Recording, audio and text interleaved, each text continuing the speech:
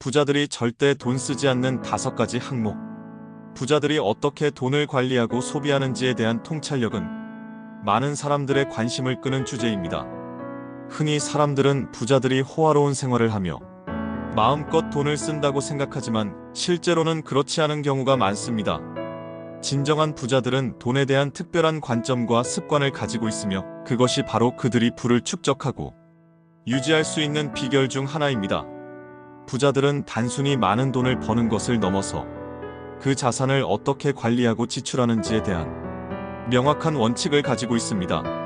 그들은 모든 지출에 있어 가치라는 기준을 중심에 두고 판단합니다. 이러한 관점은 부자들이 특정 항목에 대해 돈을 쓰지 않는 경향이 있다는 사실로 이어집니다. 이 글에서는 부자들이 일반적으로 돈을 쓰지 않는 5가지 주요 항목에 대해 살펴보고 그 이유와 우리가 이러한 습관으로부터 배울 수 있는 교훈에 대해 알아보겠습니다. 여기서 잠시만요. 여러분의 구독과 좋아요는 큰 힘이 됩니다. 소중한 응원 부탁드려요. 첫째, 부자들은 단순히 과시하기 위한 명품 브랜드나 고가의 제품에 돈을 쓰지 않는 경향이 있습니다. 이는 많은 사람들이 가지고 있는 부자에 대한 고정관념과는 상반됩니다. 흔히 미디어에서는 부자들이 호화로운 패션과 명품으로 가득한 생활을 하는 모습을 보여주지만 실제로 많은 부자들은 브랜드 자체보다는 제품의 품질과 내구성을 중시합니다. 워런 버핏이나 마크 저커버그와 같은 세계적인 부자들은 종종 검소하고 실용적인 의상을 선호한다고 알려져 있습니다. 이들은 사회적 지위를 과시하기 위해 비싼 브랜드에 프리미엄을 지불하는 대신 제품의 실질적인 가치와 품질에 초점을 맞춥니다. 한 연구에 따르면 부의 상위 계층에 속하는 많은 사람들이 실제로 조용한 사치 또는 스텔스 웰스라고 불리는 접근 방식을 취하는데, 이는 눈에 띄는 과시적 소비보다는 눈에 잘 띄지 않는 고품질 제품을 선호하는 경향을 의미합니다. 이들은 로고나 브랜드 이름이 크게 드러나는 제품보다는 디자인과 품질이 뛰어난 제품을 선택합니다. 부자들은 제품의 내구성, 기능성, 그리고 시간이 지나도 변치 않는 스타일을 우선시합니다. 이는 장기적으로 더 가치 있는 투자가 될 수 있으며 빈번한 교체나 추가 구매의 필요성을 줄여줍니다. 또한 많은 부자들은 자신의 가치가 외적인 물건이나 브랜드로부터 오는 것이 아니라 자신의 성취, 지식, 능력에서 비롯된다는 것을 잘 알고 있습니다. 그들은 타인의 인정이나 부러움을 사기 위해 돈을 쓰는 것이 아니라 진정으로 자신에게 가치와 만족을 가져다주는 것에 투자합니다. 둘째, 부자들은 로또나 도박과 같은 일확천금을 노리는 활동에 돈을 쓰지 않습니다. 이는 그들이 돈과 위험에 대한 관계를 어떻게 바라보는지를 잘 보여줍니다. 로또나 카지노 게임과 같은 도박은 통계적으로 이길 확률이 매우 낮으며 이는 기대값이라는 수학적 개념으로도 설명됩니다. 부자들은 대체로 이러한 수학적 현실을 이해하고 있으며 감정적인 기대나 환상에 휘둘리지 않습니다. 그들은 계산된 위험과 무모한 도박 사이의 차이를 분명히 인식합니다. 물론 부자들도 때로는 위험을 감수하지만 그것은 주로 자신이 통제할 수 있는 영역, 예를 들어 사업이나 투자와 같은 분야에서입니다. 그들은 이러한 활동에서도 철저한 연구와 분석을 통해 위험을 최소화하려고 노력합니다. 부자들은 또한 복리의 힘을 이해하고 있으며 시간이 지남에 따라 꾸준히 자산을 증식시키는 방법을 선호합니다. 그들은 장기적인 재정 계획과 안정적인 투자 전략을 세우고 감정적인 결정이나 충동적인 도박을 피합니다. 연구에 따르면 실제로 로또 당첨자들 중 상당수가 몇 년 안에 파산하는 경우가 많은데, 이는 일확천금을 얻는 것보다 올바른 재정 습관과 돈에 대한 태도가 더 중요하다는 것을 보여줍니다. 부자들은 이러한 사실을 잘 알고 있기에 당장의 큰 수익보다는 장기적인 안정성과 지속 가능한 성장에 초점을 맞춥니다. 이들에게 있어 진정한 부는 우연히 오는 것이 아니라 계획적이고 전략적인 재정 관리의 결과입니다. 셋째, 부자들은 과도한 외식이나 빈번한 배달 음식 주문에 돈을 낭비하지 않습니다. 물론 그들도 때로는 좋은 레스토랑에서 식사를 즐기지만 일상적으로 비싼 외식이나 배달 음식에 의존하는 경향은 적습니다. 이는 건강과 재정 모두를 고려한 선택입니다. 외식과 배달 음식은 종종 가정에서 직접 요리하는 것보다 훨씬 비쌀 뿐만 아니라 일반적으로 더 많은 칼로리, 지방, 나트륨을 함유하고 있어 건강에도 좋지 않을 수 있습니다. 부자들은 이러한 비용과 건강상의 영향을 잘 인식하고 있으며 음식에 대한 지출을 신중하게 관리합니다. 그들은 특별한 날이나 사회적 모임을 위해 외식을 즐기되 일상적인 식사는 집에서 준비하는 경향이 있습니다. 이는 단순히 돈을 절약하는 문제가 아니라 음식의 품질과 영양가를 통제하고 건강을 관리하며 장기적으로 의료 비용을 줄이는 전략이기도 합니다. 또한 많은 부자들은 요리를 배우고 실천함으로써 창의성을 발휘하고 스트레스를 해소하는 등 부가적인 혜택도 누립니다. 정기적인 외식이나 배달 음식에 의존하는 것은 눈에 잘 띄지 않지만 상당한 금액이 새어나가는 생활 비용의 누수를 만들 수 있습니다.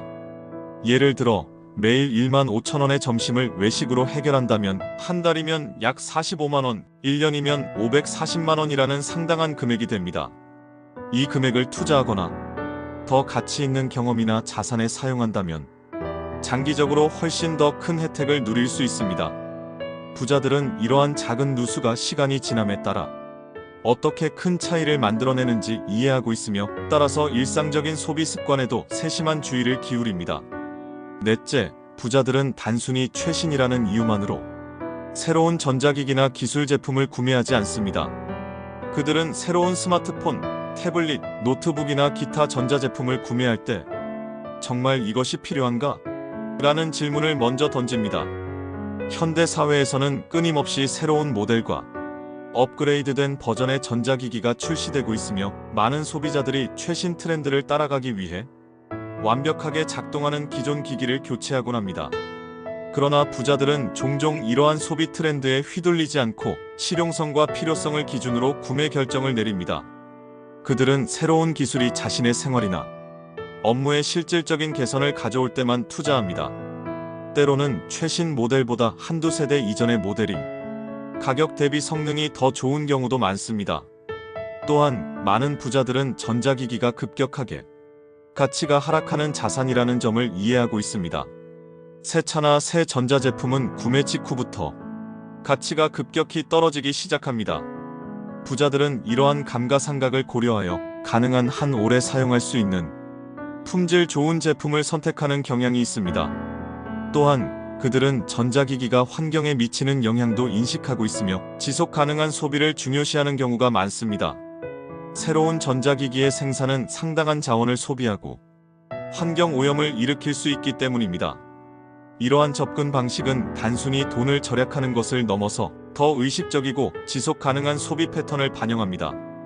부자들은 유행이나 사회적 압력에 의한 구매가 아닌 자신의 실제 필요와 가치에 기반한 구매 결정을 내림으로써 더 만족스러운 소비 경험을 추구합니다. 다섯째, 부자들은 고금리의 대출이나 불필요한 부채에 대한 이자 지불을 피합니다.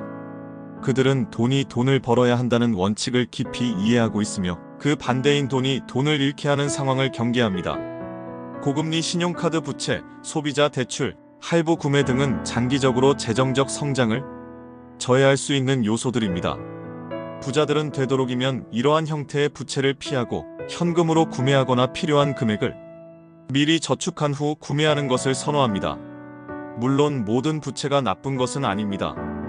부자들도 때때로 부채를 활용하지만 그것은 주로 자산 가치를 증가시키거나 추가적인 수입을 창출할 수 있는 좋은 부채의 형태입니다. 예를 들어 부동산 투자를 위한 모기지나 사업 확장을 위한 사업 대출과 같은 경우입니다.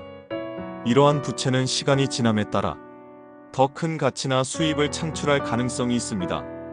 반면 소비성 부채는 시간이 지남에 따라 가치가 하락하거나 아무런 가치도 창출하지 않는 항목에 돈을 빌리는 것이기 때문에 부자들은 이를 피하려고 합니다.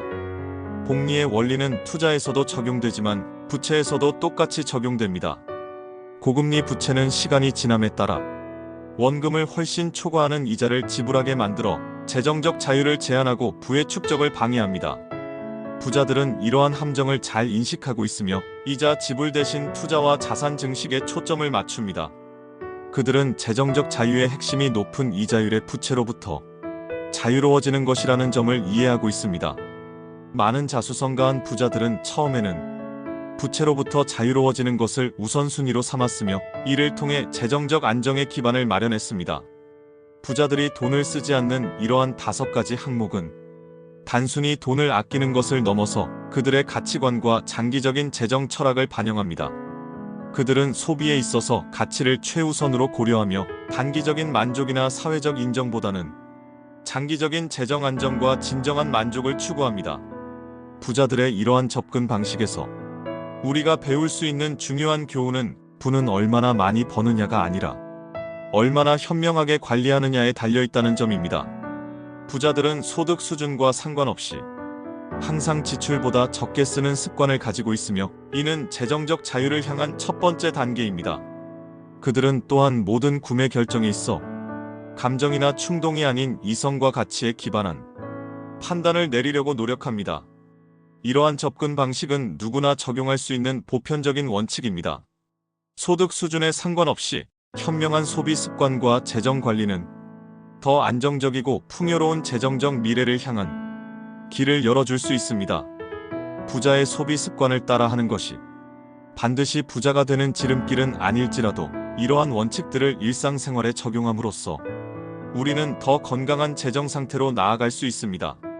결국 부의 진정한 비밀은 많은 돈을 버는 것이 아니라 버는 돈을 얼마나 현명하게 관리하고 활용하느냐에 있습니다. 부자들이 돈을 쓰지 않는 이러한 5가지 항목을 이해하고 이를 우리 생활에 적용함으로써 우리도 조금씩 부자의 길에 한 발짝 더 가까워질 수 있을 것입니다.